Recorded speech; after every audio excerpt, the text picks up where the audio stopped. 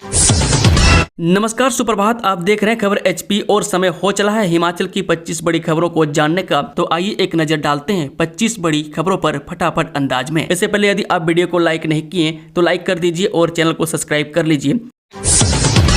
Smart meter पर हो गया फैसला, बिजली बोर्ड ने जारी किए नए आदेश। जी हां, राज्य बिजली बोर्ड प्रदेश में अब नए कनेक्शन पर सिर्फ स्मार्ट मीटर ही लगेंगे। मैं बोर्ड की ओर से पुराने मीटर को लगाने पर रोक लगा दी है। इस संबंध में बोर्ड मुख्यालय से सभी मुख्य अभियंताओं को भी आदेश जारी हो गए। प्रबंधन ने इसकी आपूर्ति करने वाली कंपनी को भी प्रदेश के सभी उपमंडलों में स्मार्ट मीटर मुहैया करवाने के निर्देश भी दे दिए। बहरहाल हिमाचल प्रदेश में अब नए कनेक्शन पर सिर्फ स्मार्ट मीटर ही लगेंगे। जानकारी के अनुसार हिमाचल प्रदेश राज्य बिजली बोर्ड के प्रदेश में करीब 29,18,000 उपभोक्ता हैं। हिमाचल टीजीटी नॉन मेडिकल की छठवीं परीक्षा का परिणाम घोषित, प्रमाण पत्र सत्यापन प्रक्रिया 16 मार्च को। जी हां, हिमाचल प्रदेश राज्य चयन आयोग ने TGT non medical post code 25,002 के 343 पदों को भरने के लिए पिछले वर्ष 25 से 27 दिसंबर तक आयोजित कंप्यूटर बेस्ड स्क्रीनिंग टेस्ट का परिणाम घोषित कर दिया। परीक्षा का परिणाम आयोग की वेबसाइट पर उपलब्ध करवा दिया गया है। कारोबारियों के लिए सेल्स टैक्स नियम में बदलाव, अब सर्टिफिकेट जारी होने के 6 माह बाद भी करवाया जा सकेगा रिवीजन। जी हां, राज्य के कारोबारियों के हित में हिमाचल सरकार ने सेंट्रल सेल्स टैक्स यानी कि हिमाचल प्रदेश रूल्स 1970 के नियम 6B के उपनियम क्लॉज 2 में संशोधन किया। इसके बाद असेसमेंट या सर्टिफिकेट जारी होने के 6 माह बाद तक कोई भी कारोबारी या डीलर इसमें रिवीजन का आवेदन दे सकते हैं। जारी अधिसूचना के अनुसार इसमें एक नया प्रावधान जोड़ा गया, जिसके तहत निर्धारित अवधि के बाद ऑनलाइन आवेदन करने वाले डीलरों के लिए देरी को शर्तों सहित कंपाउंड करने की व्यवस्था की गई है।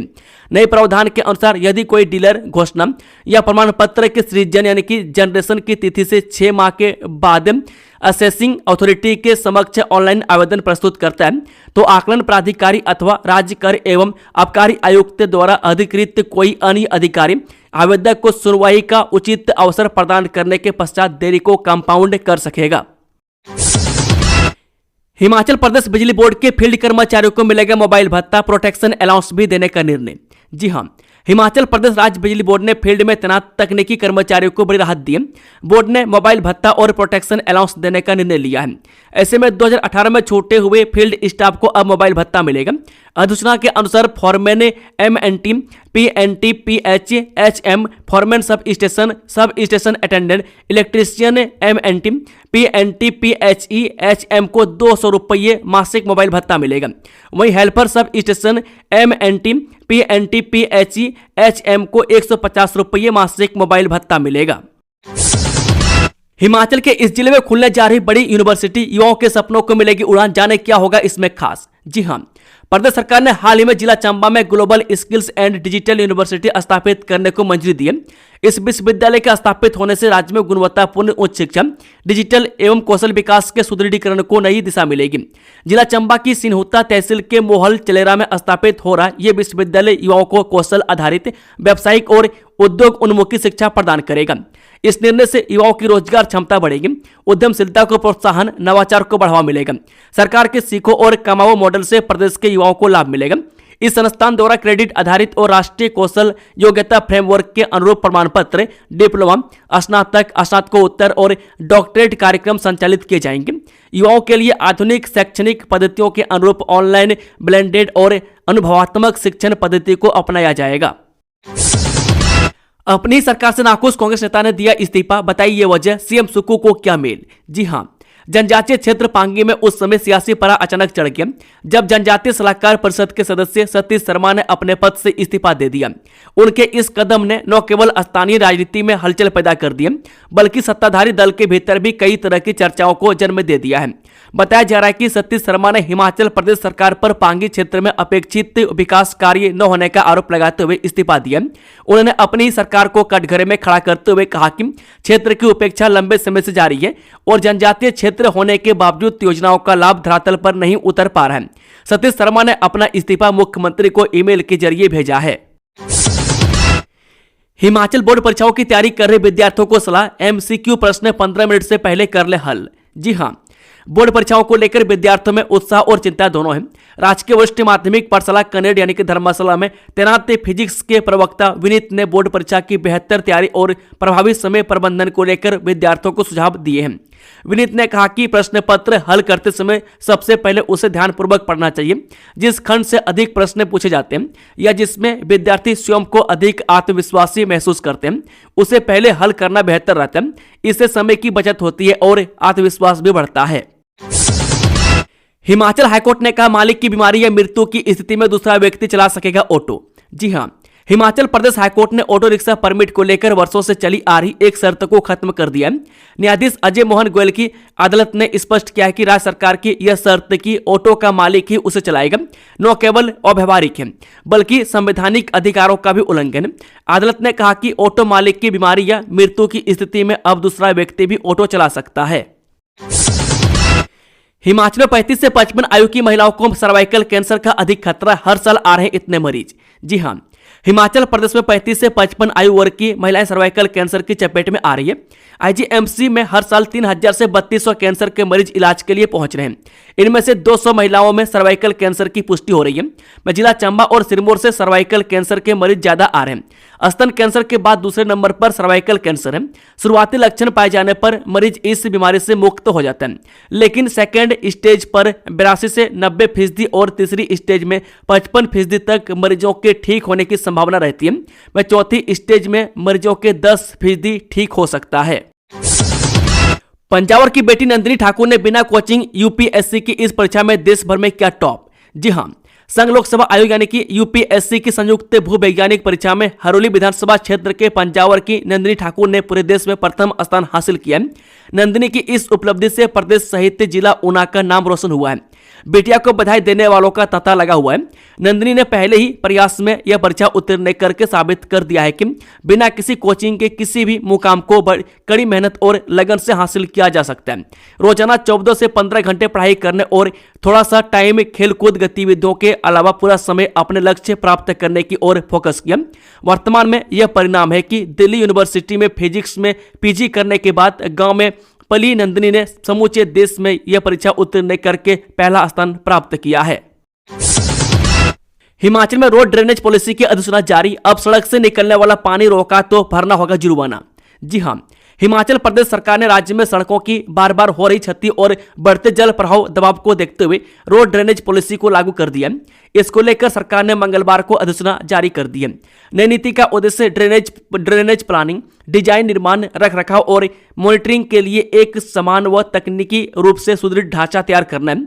नई रोड ड्रेनेज पॉलिसी के तहत सभी नए सड़क निर्माण कार्यों में वैज्ञानिक ड्रेनेज प्रावधानों को अनिवार्य कर दिया है।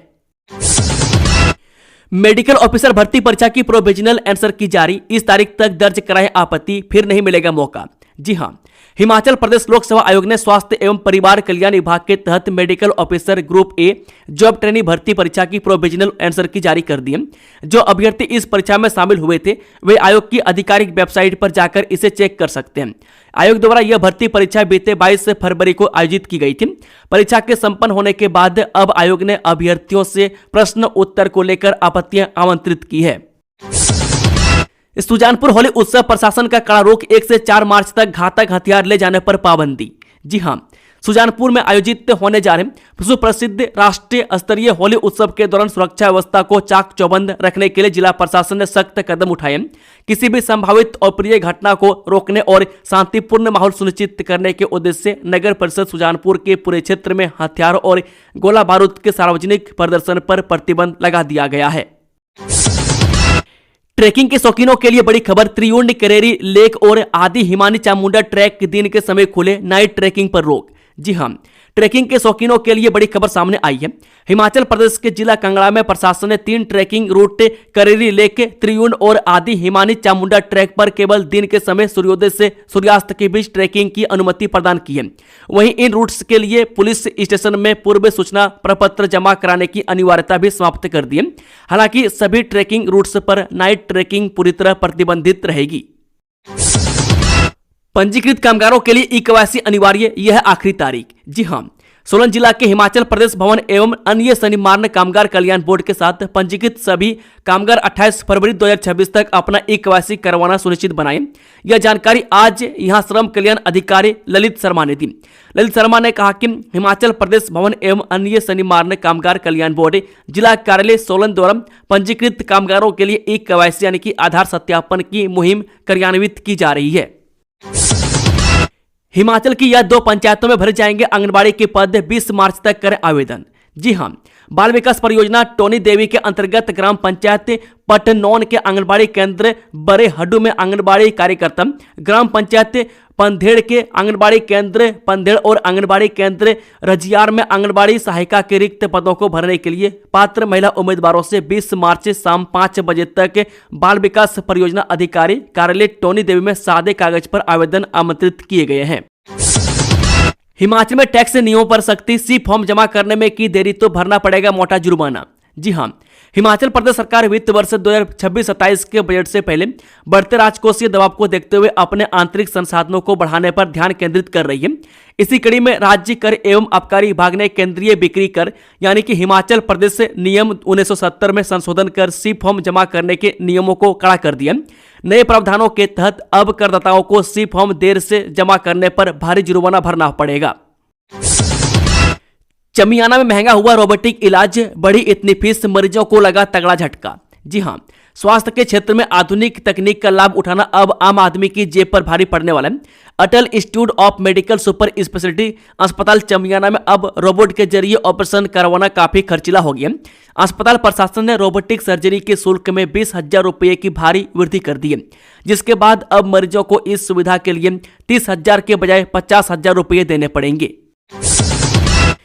हिमाचल में राशन कार्डों पर सर्जिकल स्ट्राइक, पकड़े गए 2 लाख फर्जी कार्ड धारक, जांच में खुला बड़ा खेल। जी हां, हिमाचल में सार्वजनिक वितरण प्रणाली को अधिक पारदर्शी और प्रभावी बनाने के उद्देश्य से चलाए गए विशेष सत्यापन अभियान के बड़े परिणाम सामने आए हैं। विभाग की सख्ती के चलते प्रदेश में राशन कार्ड उपभोक्ताओं की कुल संख्या 72 लाख से घटकर अब 70 लाख पर सिमट गई है। मैं खाद्य एवं नागरिक आपूर्ति विभाग द्वारा की गई गहन जांच में प्रदेश भर में करीब 2 लाख फर्जी और अपात्र राशन कार्ड धारक चिन्हित किए गए, जिन्हें तत्काल प्रभाव से निरस्त कर दिया गया है। हिमाचल शिक्षा विभाग में होगा महाफेरबदल, 10,000 अध्यापकों के तबादले की तैयारी। जी हां, हिमाचल प्रदेश के सरकारी स्कूलों में इस साल केवल कक्षाएं नहीं बल्कि चेहरों की रवानगी और आमद भी नहीं होगी। प्रदेश सरकार शिक्षा व्यवस्था की सर्जरी करने की तैयारी में है, जिसके तहत अप्रैल के शुरुआती 7 दिनों में राज्य के शिक्षा जगत में एक बड़ा प्रशासनिक फेरबदल देखने को मिलेगा। यह केवल रूटीन ट्रांसफर नहीं है बल्कि प्रदेश के 145 स्कूलों को सीबीएसई यानी कि सीबीएसई के सांचे में ढालने की एक बड़ी कवायद का हिस्सा है। जो शिक्षक लंबे समय से शहरों या पसंदीदा स्टेशनों पर जमे हुए उन्हें अब ग्रामीण और दुर्गम क्षेत्रों की ओर रुख करना होगा। स्कूल की प्रार्थना सभा में रमजान पर भाषण से बवाल, वीडियो वायरल हुआ तो प्रबंधन ने मांगी माफी। जी हां, हिमाचल प्रदेश के सिरमौर जिले के ददाहू स्थित एक निजी स्कूल में उस समय माहौल गर्मा गया जब प्रार्थना सभा में एक छात्रा द्वारा रमजान के महत्व पर दिए गए भाषण का वीडियो सोशल मीडिया पर सामने आया। वीडियो के वायरल होते ही विभिन्न संगठनों और स्थानीय नेताओं ने स्कूल प्रबंधन की कार्यप्रणाली पर कड़े सवाल उठाए और मामले में संज्ञान लेने की मांग की। बढ़ते विरोध को देखते हुए स्कूल प्रशासन ने सफाई पेश करते हुए खेद व्यक्त किया है। किश्तवाड़ में मुठभेड़ के बाद चंबा की सीमाओं में हाई अलर्ट, जाने क्या है मौजूदा स्थिति। जम्मू कश्मीर के किश्तवाड़ में आतंकियों और सुरक्षा बलों के बीच हुई ताजा भिड़ंत ने पड़ोसी राज्य हिमाचल प्रदेश के प्रशासन को भी पूरी तरह सतर्क कर दिया है। आशंका जताई जा रही है कि मुठभेड़ के बाद आतंकी अपनी जान बचाने के लिए पहाड़ों के रास्ते हिमाचल की सीमा में घुसपैठ की कोशिश कर सकते हैं। इसी खतरे को भांपते हुए चंबा पुलिस ने ऑपरेशन सील जैसा सख्त रुख अख्तियार कर लिया है। हिमाचल में कार्यरत शिक्षकों को बीएड शिक्षक के लिए पहले लेनी होगी मंजूरी, सरकार का सख्त आदेश। हिमाचल प्रदेश ने कार्यरत शिक्षकों को बीएड कोर्स में नामांकन कराने से पहले विभाग की अनुमति लेने का निर्देश देते हुए दोहराया कि किसी भी स्थिति में पहले से औपचारिक मंजूरी के बगैर डिग्री को मान्यता नहीं दी जाएगी। चमियाना अस्पताल में सबसे बड़ी लापरवाही, इंसान की टांग मुंह में लेकर घूमता देखा कुत्ता। जी हां, अटल सुपर स्पेशलिटी आयुर्विज्ञान संस्थान चमियाना अस्पताल में गंभीर लापरवाही का मामला सामने आया है। अस्पताल परिसर में एक कुत्ता इंसान की कटी हुई टांग मुंह में लेकर घूमता हुआ दिखाई दिया। इस घटना का वीडियो सोशल मीडिया पर तेजी से वायरल हो रहा है, जिससे अस्पताल प्रशासन की कार्यप्रणाली पर सवाल खड़े हो गए हैं।